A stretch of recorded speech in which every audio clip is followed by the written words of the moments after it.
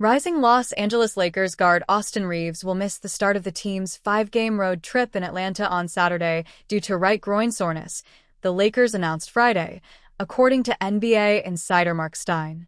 This marks the third consecutive game Reaves will sit out this season, interrupting a historic stretch of standout performances in the absence of stars LeBron James and Luka Doncic. Lakers cautious with Reaves' return. Head coach J.J. Redick emphasized that the Lakers are taking a cautious approach with Reaves, citing the risks associated with rushing soft tissue injuries. He's got some soreness in that right groin, Redick said, via Broderick Turner of the LA Times. Those injuries, or a further injury on that, are hard. I've had surgery. We're just trying to be safe with him. And, hopefully, that is Friday, but we're not going to put him at risk. Redick's measured approach highlights the team's commitment to preserving Reaves' health amid an already injury-plagued Lakers roster, which includes James, sciatica, Gabe Vincent, ankle, Maxi Kleber, abdominal muscle strain, and rookie Adou Thiero, knee. Reaves' stellar start to the season. Before the groin issue, Reaves was off to a career-best start in his fifth season with the Lakers. The 27-year-old Arkansas native has averaged 31.1 points, 9.3 assists, 5.1 rebounds, and 1.4 steals through 7 games, putting him on track for potential All-Star recognition. Even after missing the last 2 games, Reaves still leads the Lakers in total points, 218, assists 65, three-pointers made, 21, and ranks second in plus 46, behind Marcus Smart. His field goal percentage of 48.9% is also a career high. Reaves captured national attention during a 3-game stretch without James and Doncic, averaging 40 points per game, highlighted by a game-winning floater at the buzzer against the Minnesota Timberwolves on October 29. Team-first mentality drives Lakers' success. Despite injuries to key players, the Lakers have shown resilience. Redick praised the squad's player-led approach and confidence, even without their big three on the floor. You can't win in the NBA without stepping on the floor and expecting to win, Redick said. The best teams are always going to be player-led. And so those guys holding each other to that. The Athletic's Dan Woik echoed the sentiment, writing earlier this week that the Lakers have something special going on, even in the absence of their star lineup. Reaves poised for lucrative free agency. Beyond on-court performance, Reaves' rising profile has made him a highly sought-after potential free agent. Woik earlier reported that Reaves could receive offers surpassing $40 million annually next summer. If he has a good year, he could be a fringe all-star candidate for sure, said Zach Lowe of The Ringer, adding that Reaves' max contract is not out of the question. With the NBA's projected salary cap increase, rival teams could potentially offer Reaves up to $42 million per season, putting him in the same financial tier as all-star guards like Trae Young. If he plays well, there will be offers north of $40 million for him, Woik said. With the cap jump, his max from another team starts around $42 million. It's him and Trae. Those are the free agents everyone's watching. The Los Angeles Lakers have managed to stay afloat without LeBron James, playing 7-3 basketball through the first 10 games. James is yet to make his season debut as he deals with sciatica. In his absence, Luka Doncic has played MVP-level basketball, and Austin Reaves seems destined to make an All-NBA team. The Lakers are expected only to get better once James returns. Despite optimism surrounding their season so far, the Lakers have some questions to answer. How will James handle not being the first option? As long as the Lakers keep winning, that concern seems minor. In an effort to keep the good times rolling, one Hall of Fame player gave J.J. Redick some odd advice. Los Angeles Lakers urged to bench LeBron James. James is one of the best 2 players to ever suit up in the NBA. At this point, it's only between him and Michael Jordan. Imagine asking either of them to play with a second unit. That's exactly what Paul Pierce did. When LeBron comes back, LeBron got to come off the bench, he said on the most recent episode of the KG Certified podcast.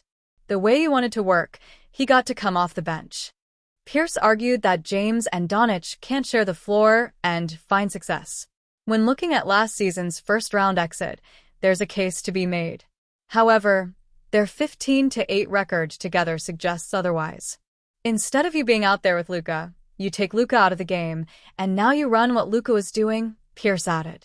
The Lakers have been encouraged to stagger James, Reeves, and Doncic once the trio is all healthy, although it stands to reason that all three of them would start the game together, setting the tone and allowing J.J. Redick to plan around day-to-day weaknesses.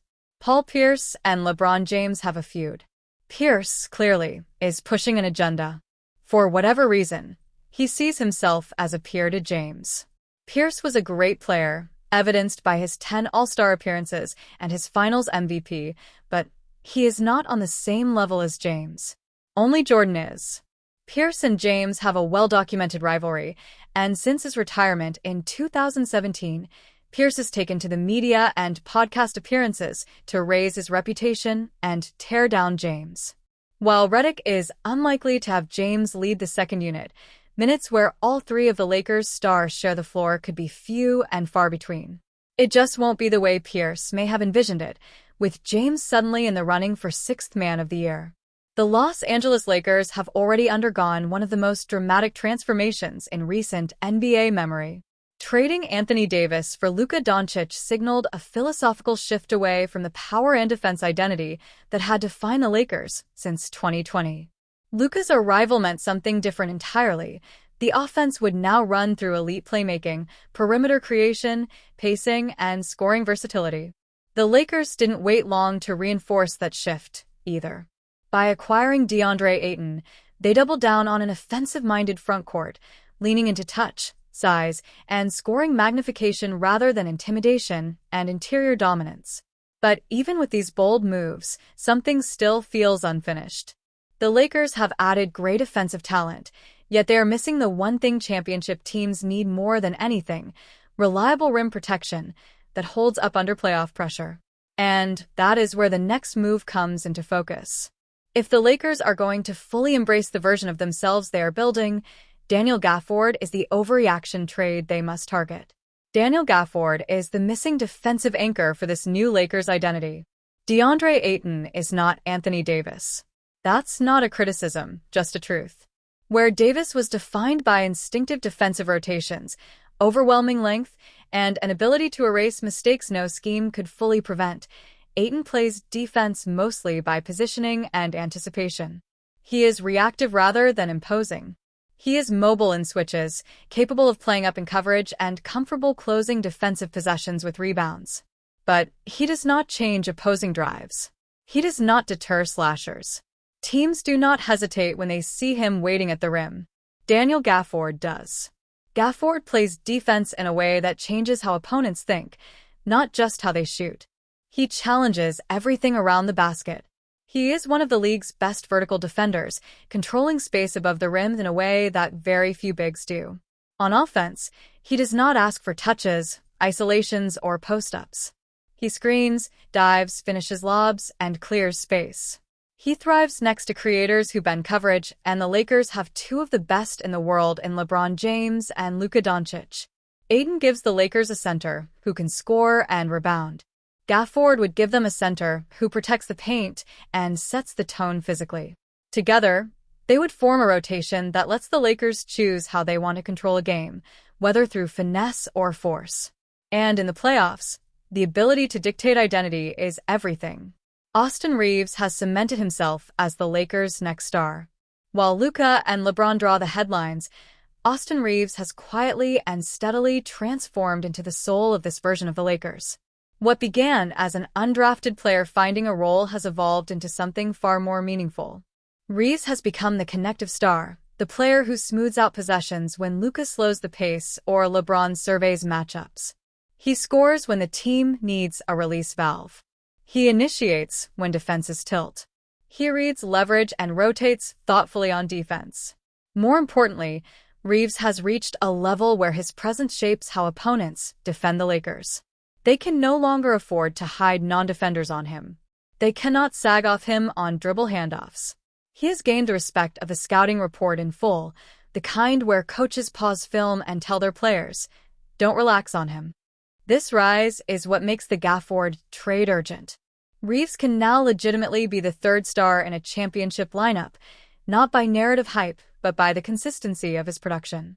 However, guards who carry heavy creation loads need protection behind them. They need confidence that when they chase over screens, someone is waiting to challenge the rim. Reeves' leap is not just a reason to praise him. It is a reason to reinforce the team around him. If the Lakers want Reeves to flourish as the star he has become, they need to ensure he is supported defensively, structurally, and physically. Gafford gives them that foundation. Can the Lakers make this deal happen? The good news for the Lakers is that this trade is entirely feasible. Dallas is evaluating its roster after a disappointing start, and Gafford sits in that category of players whose value is clearer to contenders than to retooling teams. The Lakers have a clear need, a clear fit, and a timeline that demands they optimize the roster immediately. LeBron is still great, but time only moves in one direction. Luka is entering the stage where roster shaping determines whether he ascends to the championship tier. Reeves' breakout cannot be wasted. Ayton's offensive strengths should not be undone by asking him to carry defensive responsibilities he has never consistently embraced. The Lakers have already made their bold moves. Now they need their balancing move. Daniel Gafford is not a star. He is something more necessary, the final structural piece. If the Lakers are serious about contending right now, this is the overreaction that isn't really an overreaction at all.